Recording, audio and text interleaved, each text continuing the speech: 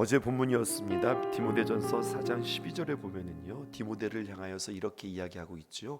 누구든지 내 염소함을 업신여기지 못하게 하고, 디모데야, 내가 이제 에베소 교회의 담임 목사가 되어질 텐데 너의 나이 어림을 그 연소함을 업신여기지 못하게 해라 라고 하면서 5가지를 권면했습니다. 오직 말과 행실과 사랑과 믿음과 정절에 있어서 특별히 믿는 자에게 본이 되어라 라고 이야기해 주었습니다.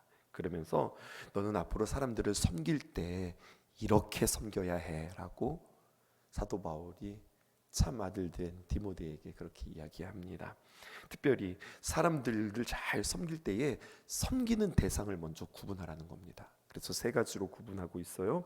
5장 1절에서 16절에 보면은 과부들을 대할 때 너는 어떻게 할 것인가. 또 5장 17절에서 25절 내일 본문이죠. 어른들을 대할 때는 어떻게 해야 할 것인가. 또 6장 1절에서 2절에 보면 종들도 있다. 그 종들은 내가 어떻게 대할 것인가. 그러니까 각각에 맞게, 그가 과부면 과부에 맞게, 어른이면 어른답게, 그리고 종들이면 종들답게 잘 그들에게 맞게 섬기는 지혜가 있어야 된다. 이렇게 이야기하고 있어요. 1절과 2절 볼까요? 이렇게 기록되어져 있습니다. 다양한 교인들을 대하는 태도에 대해서 이야기하는데, 늙은이들을 대할 때, 어른들을 대할 때 꾸짖지 말고 권하되 아버지에게 하듯하며 젊은이에게는 형제에게 하듯하고. 2절 한번 읽어보실까요? 2절입니다. 시작. 늙은 여자에게는 어머니에게 하듯하며 젊은 여자에게는 온전히 깨끗함으로 자매에게 하듯하라. 언제나 정의를 잘 하라고 그랬죠. 가족은 무엇입니까? 가족은 부모의 피를 나눈 이들입니다. 그러면 성경은 우리에게 이야기해요. 성도는 누구인가? 성도는 누구인가 하면 예수님의 피를 나눈 사람들이다. 이렇게 이야기해요. 예수님의 피를 나눈 또 하나의 가족이 성도라고 성경은 우리에게 정의해 주고 있어요. 그러면서 성도들을 대할 때 어떻게 대해야 하느냐, 정의를 내렸으니까 이제 답이 나왔어요. 어떻게 대하는가. 오늘 1절과 2절에서 이야기하고 있는데 이것들은 공통적으로 이렇게 표현하면 되겠습니다. 가족처럼 따뜻하게 대해라 라고 하는 거예요. 하나님의 존귀한 자처럼 존중하라고 하는 거죠. 하나님 참 섬세하게 말씀해 주신다. 오늘 말씀 묵상하면서 그렇게 여겼어요. 늙은이를 꾸짖지 말고 권하되 아버지에게 하듯하고, 또 늙은 여자에게는 어머니에게 하듯하며. 오늘 금요일은 특별히 우리 신성 기둥속회가 있는 날이거든요. 오늘 어른들을 모시고 오늘은 특별한 예배 드려요. 오늘 무기데이입니다. 어른들과 함께 사도 바울이라고 하는, 우리가 영화를 보게 되었을 텐데 오늘 성경은 우리에게 이렇게 이야기해주고 있어요. 어른들을 대할 때 오늘 마치 어머님을 대하듯 아버지를 대하듯 그렇게 따뜻한 마음으로 그들을 잘 섬기고 보살펴라, 이렇게 말씀해 주세요. 특별히 오늘 여성교회 임원진들은요, 함께 어른들을 맛있게 섬기면서 점심 식사를 준비하신다고 그랬어요. 열심히 봉사하는 것도 중요하지만 오늘 그 마음의 자세를 우리에게 말씀해 주세요. 이미 나에게는 어머니 아버지가 돌아가셨는데 하나님께서 우리에게 허락하신 어머니와 아버지, 그들을 정말로 따뜻하게 내 어머니 대접하듯 아버지 대접하듯 그렇게 정성스럽게 오늘 이들을 대접하고 또 섬기고 돌봐야 되겠다, 이런 마음들이 있기를 원하고요. 꼭 교회뿐만이 아니에요. 오늘 하루 살아가다가 어른들을 만나시거든 내 아버지처럼 어머니처럼 대하는 그 마음으로 살아가라. 오늘 주님께서 그렇게 말씀하세요. 이것들을 꼭 실천해 보셨으면 좋겠습니다. 그다음 오늘 성경을 볼까요? 이렇게 표현하고 있습니다. 도움을 받아야 하는 과부에 대해서 3절과 그리고 8절에 기록되어져 있습니다. 근데 5장 3절 볼까요? 재밌는 표현이 있어요. 참 과부인 과부를 존대해라, 이렇게 표현하고 있죠. 참 과부는 누구를 참 과부라고 이야기할까요? 참 과부는 어떤 과부일까요? 영어 성경의 도움을 받으면 이렇게 우리는 정의할 수 있습니다. 과부가요, widows라고 표현하는데요. widows, 과부인데 그는 누구냐? who are really in need, 진짜 필요로 하는 사람, 참된 필요가 정말 도움이 필요한 과부들이 있다. 그러니까 과부들도 다 똑같은 과부가 아니에요. 도움이 필요 없이 자립하고 스스로 잘 살아갈 수 있는 과부들이 있어요. 근데 그 당시에는요, 어떤 과부들이 있는가? 재력이 좀 있었던 과부가 있었던 반면 정말로 도움이 필요한 이들이 있습니다. 그들을 어떻게 하냐? 존대하라는 거예요. 존대하라고 하는 것은요, 존귀하게 대하라 혹은 존중하라라고 하는 말이 아니에요. 성경에서 존대하라라고 하는 말은 어떤 뜻이냐면 그들을 잘 도우라라고 하는 말이 존대하라라는 겁니다. 잘 도우라고 권면하는 이유는 뭘까요? 당시에요, 이 사람들의 마음에 죄성이 있는데 과부예요. 게다가 가진 것도 없어요. 그러면 함부로 대하고 우습게 대하기 쉽단 말이에요. 그런 그들에게 그들을 잘 도울 수 있기를 원한다. 사도 바울은 그렇게 권하고 있습니다. 잘 알고 있는 여러분들 말씀이에요. 사도행전 6장에 보면 초대교회가 과부들에게 도울 수 있는, 과부들을 잘 섬기는 일들을 감당했는데요, 헬라 출신의 과부들이 구제에 빠졌습니다.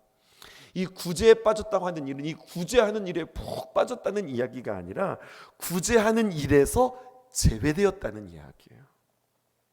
구약 성경은 고아와 과부와 그리고 나그네들을 특별하게 돌보라고 우리에게 늘 이야기해주고 있는데, 잘 살피면서 어떻게 보면 나의 이익에 따라 내가 하고 싶고 내가 도와주고 싶고 내가 챙겨주고 싶은 사람들을 도와주는 것이 아니라, 성경은 교회는 어려움에 있는 사람들을 잘 돌보아줘야 된다는 거예요.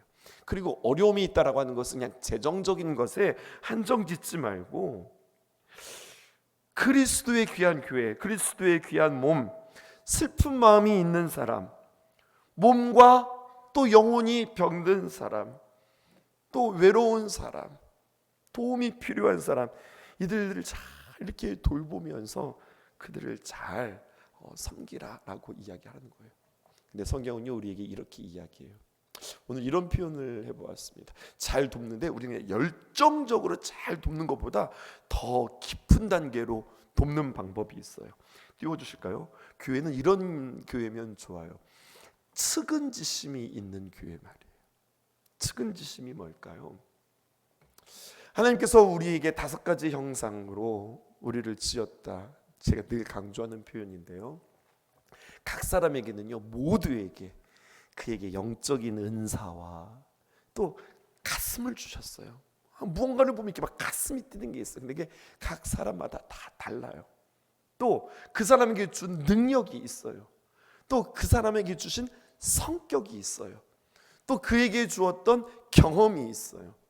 근데 이 단어들을 영어로 이렇게 살펴보면 SHAPE, 이 단어 shape, 모양, 꼴, 이 단어로 싹 정리할 수 있어요. S, 영적인 은사, spiritual gift, 가슴이 뛴다, heart. 나는요, 어린아이들을 보면요 가슴이 뛰어요. 또 어떤 이들은, 저는요 특별히 과부들을 보면 가슴이 뛰어요. 어떤 이들은, 저는요 목사님 탈북자들을 보면 이렇게 가슴이 뛰어요. 어떤 사람은, 저는요 아프리카에 그렇게 가난한 사람들, 먹지 못하는 그런 이들을 보면 가슴이 뛰어요. 각 사람마다 주었던 하트, 가슴이 뛰는 것들이 있어요. 또 A는 뭘까요? 나에게 주신 ability, 능력이에요. 목사님, 저는요 청소를 잘해요. 저는 정리를 잘해요. 저는 뭔가 수집을 잘해요. 저는 목사님 밥을 잘합니다. 저는 일을 추진하기를 잘해요. 또 그 사람에게 주었던 A, ability, 능력이에요. 그 다음에 personality, 그 사람의 성격, 참 화끈해요. 그래서 막 앞에서 막 일들을 막 추진하기도 해요. 저에게는 리더십은 없지만 이게 참 뒤에서 이렇게 챙기고 섬기는 일들을 전 참 좋아요. 하나님께서 주셨던 성격이죠. 근데 마지막, 저는 이거 강조하고 싶어요. experience, 나에게 어떤 경험이 있는가.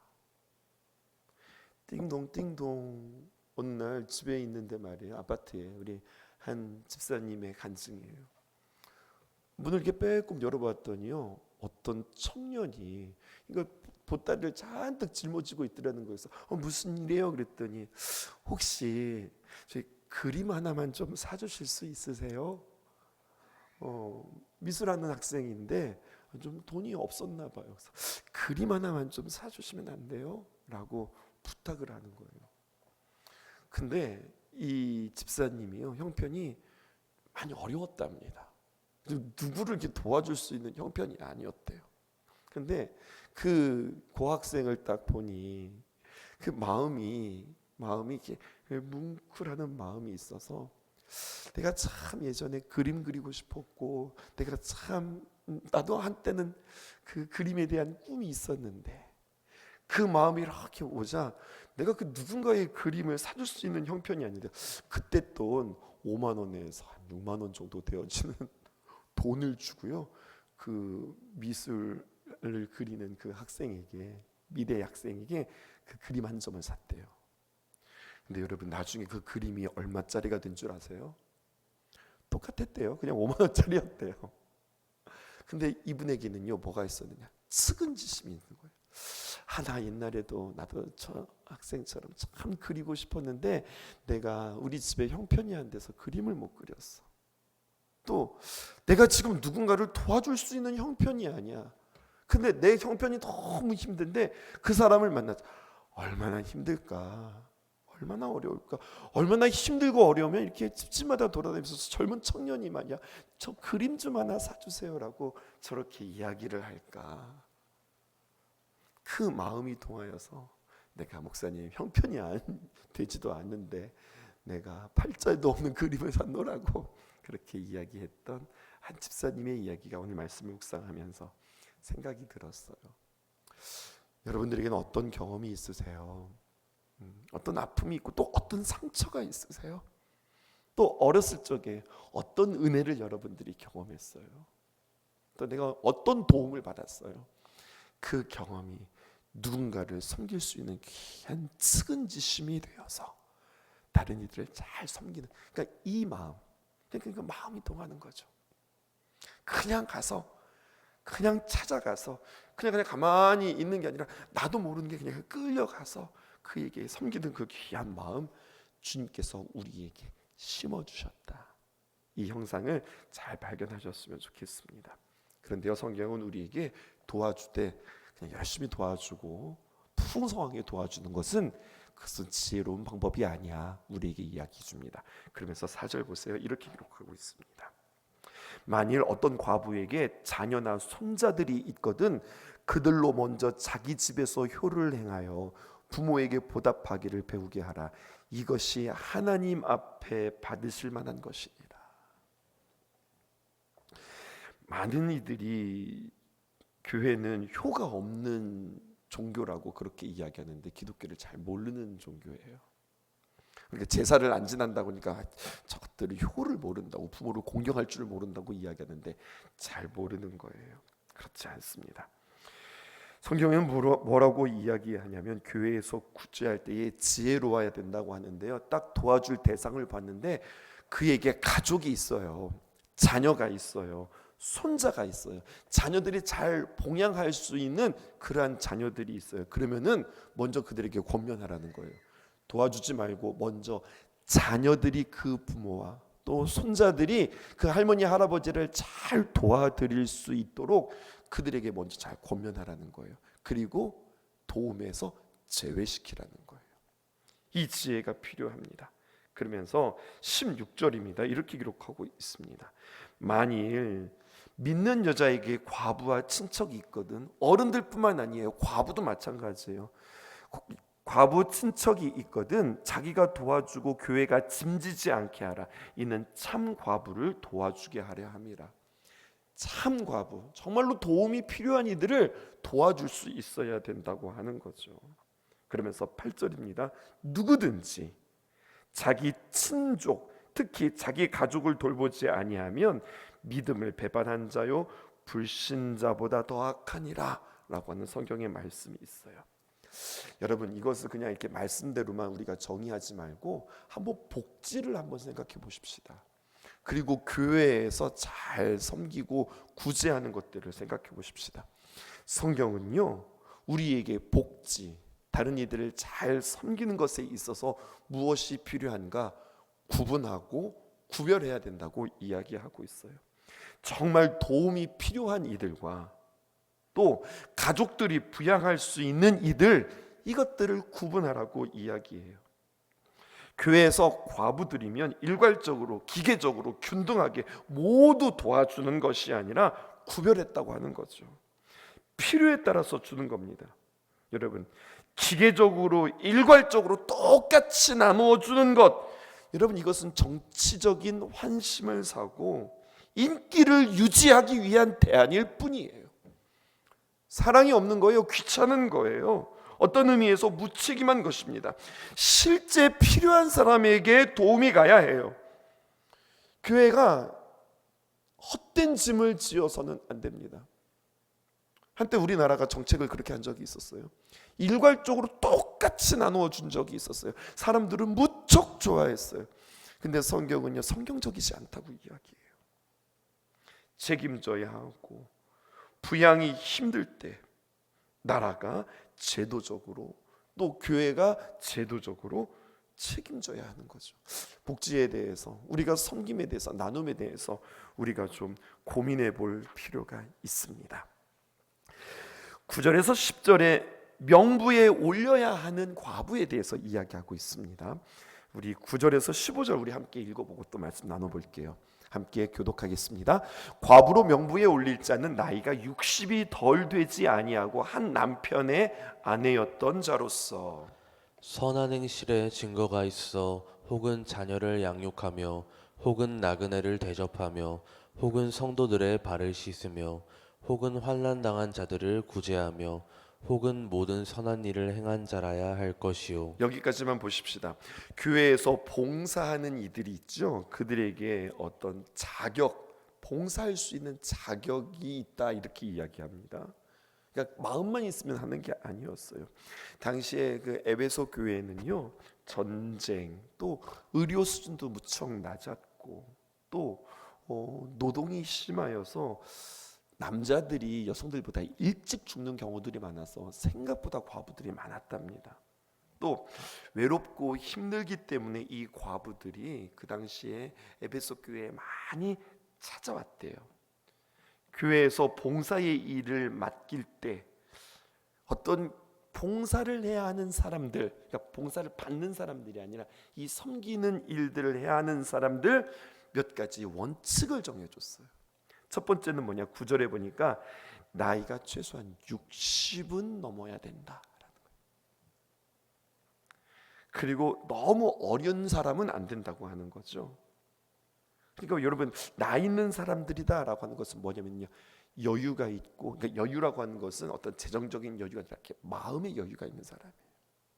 또 인생의 지혜와 경륜이 있었던 사람이어야 돼요. 이런 사람들이 잘 섬길 수 있다라고 성경은 우리에게 이야기하는 겁니다. 그러니까 여러분, 이것을 우리가 액면 그대로 그래 맞아, 우리는 이제 60 이상부터 봉사의 일들을 감당해야 돼, 이런 뜻이 아니에요. 경험이 많다고 하는 것은요, 여러분 이런 겁니다. 이해의 폭이 넓은 거예요. 그러니까 우리는 여러 가지 많은 일들을 통하여서 우리가 그냥 무조건 앞에서도 표현했지만 기계적으로 섬기는 것이 아니라 그들의 마음들을 이렇게 잘 헤아릴 줄 아는 그 마음으로 섬기는 것, 행동으로 섬기는 것이 아니라 마음으로 섬기는 것. 그러니까 똑같은 말을 해도 안녕하세요라고 이야기하지만 그 안녕하세요라고 하는 말에도요, 정말 마음이 담긴, 그래 잘 헤아리는 그런 섬김들이 얼마나 중요한가 이야기합니다. 두 번째는요, 한 남편의 아내였던 자. 이것은 뭐냐면 재혼한 사람이면 안 된다라고 하는 이야기가 아니라 이렇게 해석하면 좋겠어요. 가정을 소중하게 여기고 가정 생활에 있어서 신실하고 충성된 자. 그렇죠. 내 가정을 돌볼 줄 아는 사람이 다른 가정도 돌볼 줄 아는 거예요. 그러니까 내 가정도 돌볼 줄 모르면서 어떤 누구를 돌본단 말입니까? 내 자식들을 잘 챙기지 못하면서 다른 누군가를 챙긴다는 거예요. 우리 부모를 잘 공경하지 못하면서 누구 부모를 공경한다는 거예요. 언제나 안에서부터 바깥으로 이렇게 확장되어지는 모습을 성경은 우리에게 이야기하고 있어요. 그리고 10절에 보니까요, 이런 것이 있습니다. 선한 행실의 증거가 있어야 된다라고 이야기하는 거예요. 여러분, 선한 행실로 우리가 구원받습니까? 그건 아니에요. 믿음으로 구원받아요. 그런데 구원받은 자는 반드시 선한 행실이 있다. 선한 행실을 통해서 그가 구원받은 자의 증거를 우리는 확인할 수 있다는 겁니다. 언제나 제가 이걸 강조해요. 행위로 구원받는 게 아니라 믿음으로 구원받는다. 근데 그렇게 구원받는 사람은, 예수님을 믿어 구원받는 사람은 반드시 그의 삶 가운데 선한 행실, 그의 윤리적인 삶이, 그의 섬기는 모습들이 반드시 나타나게 되어 있다. 예수님의 은혜를 경험했는데, 예수님의 사랑을 경험했는데 반드시 그것은 그 풍성한 사람이 그의 사랑에 넘쳐서 다른 이게로 흘러가게 되었습니다. 그러니까요, 교회에 집사라고 한다면 그냥 이름만 집사가 아니라 반드시 교회에 내가 무언가를 잘 섬기고 봉사하고 그리고 사역하는 것들이 있으셔야 해요. 주님의 귀한 은혜를 경험한 자들이 우리가 고백되어지는 모습들입니다. 바른 자녀의 양육, 나그네를 대접하고 또 성도들의 발을 씻기는 것, 그러니까 섬김이 몸의 벤자인 거죠. 환난당한 자들을 구제하고 측은지심으로 말입니다. 과부로서 자신의 삶에 재정적으로 또 정서적으로 온전히 그들을 잘 섬기는 모습들을 성경이 우리에게 이야기합니다.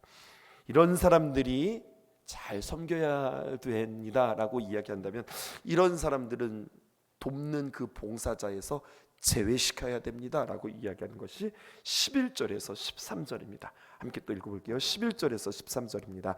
젊은 과부는 올리지 말지니 이는 정욕으로 그리스도를 배반할 때에 시집가고자 함이니. 12절. 처음 믿음을 저버렸으므로 정죄를 받느니라. 또 그들은 게으름을 익혀 집집으로 돌아다니고 게으를 뿐 아니라 쓸데없는 말을 하며 일을 만들며 마땅히 아니할 말을 하나니. 14절. 그러므로 젊은이는 시집가서 아이를 낳고 집을 다스리고 대적에게 비방할 기회를 조금도 주지 말기를 원하노라. 15절. 이미 사탄에게 돌아간 자들도 있도다. 이렇게 이야기하죠. 명부에서 제외되어지는 이들 가운데 젊은 과부 안 됩니다, 이렇게 이야기하는 거예요. 왜냐하면 정욕에 이끌려서 재혼의 가능성이 많기 때문에 그렇다고 이야기하는 겁니다. 13절에 보니까 게으른 자, 이렇게 우리에게 이야기합니다. 여러분, 게으른 자는 어떤 자일까요? 그냥 집에서 뒹굴뒹굴하는 사람이 게으른 자일까요? 성경은 그 사람을 게으른 자라고 이야기하잖아요. 무엇에 게으르냐? 하나님의 일에 대해서 게으른 거예요. 자신의 일을 위해서는 얼마나 부지런한지 몰라요. 자신의 기쁨과 자신의 유익이 되어지는 일들에 대해서는 얼마나 발빠른지 몰라요.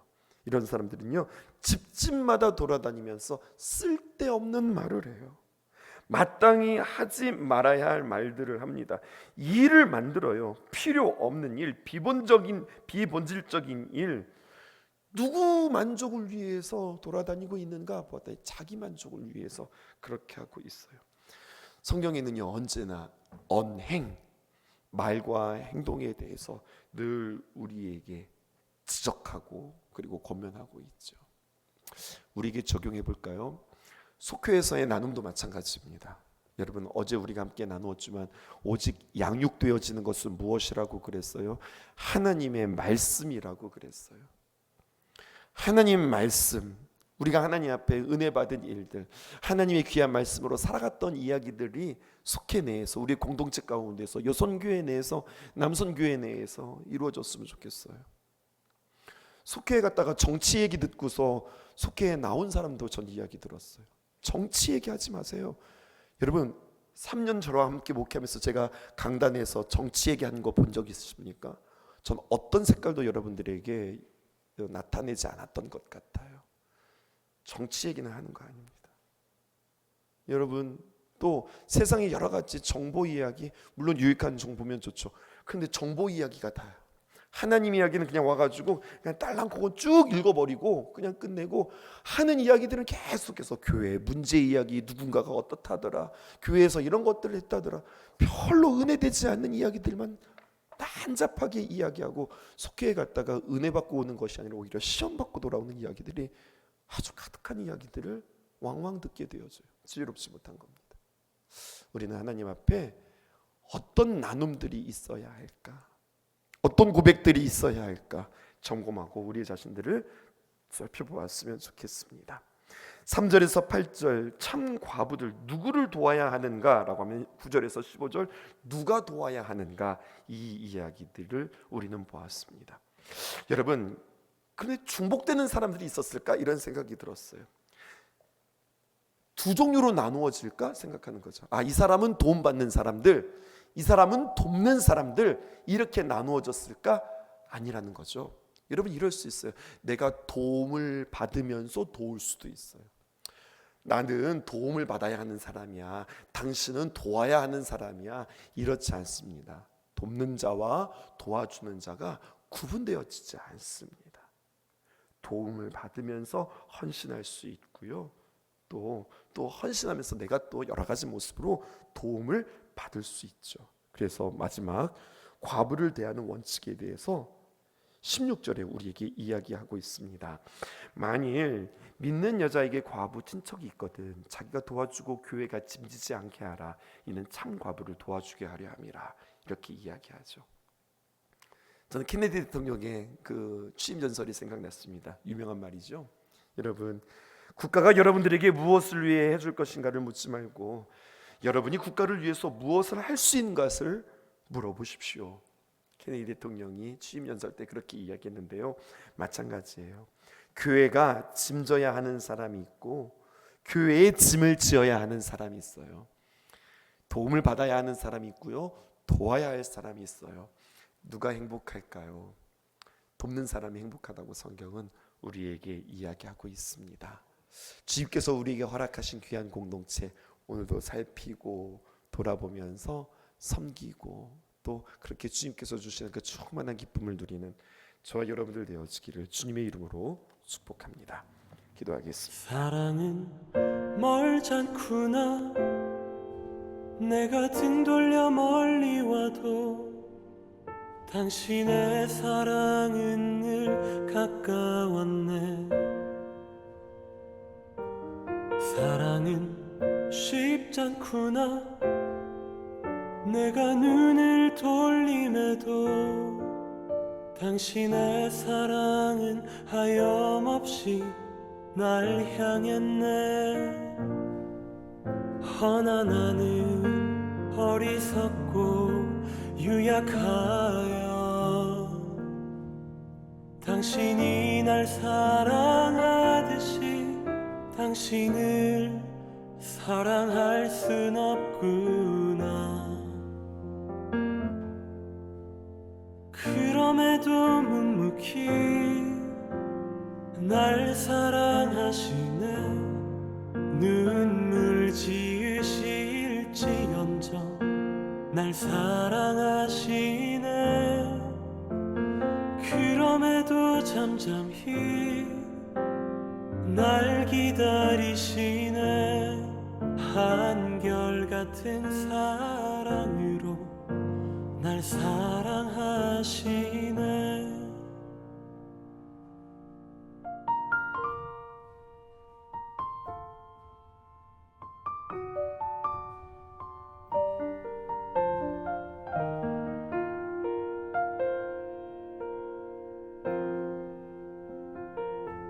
사랑은 참 깊구나. 내 죄를 덮으시는 사랑. 당신은 오늘도 날 믿어주시네. 사랑은 참 깊구나.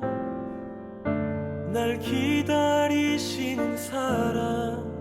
오직 당신만 나를 끌어안아 주시네. 허나 나는 어리석고 유약하여 당신이 날 사랑하듯이 당신을 사랑할 순 없구나. 그럼에도 묵묵히 날 사랑하시네. 눈물 지으실지언정 날 사랑하시네. 그럼에도 참 잠잠히 날 기다리시네. 한결같은 사랑으로 날 사랑하시네. 계절이 변해도 한결같구나. 먼저 날 사랑하신 분, 그는 내 아버지시네.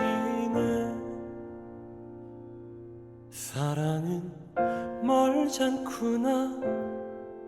내가 등 돌려 멀리 와도 당신의 사랑은 늘 가까웠네. 사랑은 쉽지 않구나. 내가 눈을 돌림에도 당신의 사랑은 하염없이 날 향했네. 당신의 사랑은 한결같이 날 향했네.